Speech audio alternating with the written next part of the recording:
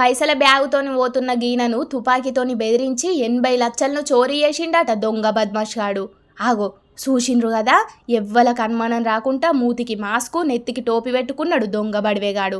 ఇక ఈయన బ్యాగుల పైసలున్న ముచ్చట గీ దొంగనికి ఎట్లా తెలిసిందో ఏందో గాని బ్యాగ్ వేసుకొని పోతున్న మనిషిని ఫాలో చేసుకుంటా పోయిండు. ఇక మెల్లగా జేబులకెంచి తుపాకీ తీసిండు. పైసల బ్యాగుని ఇత్తవా లేకపోతే కాల్చి వారేయాలనా అని బెదిరించుకుంటా గీన జబ్బకున్న బ్యాగును గుంజుకున్నాడు. నా బ్యాగు నాకు ఇయ్యమని బగ్గనే బతిలాడిండు. కానీ ఇయ్యకుంటా తుపాకీతోని గాళ్లకు కాల్పులు కూడా చేసిండు.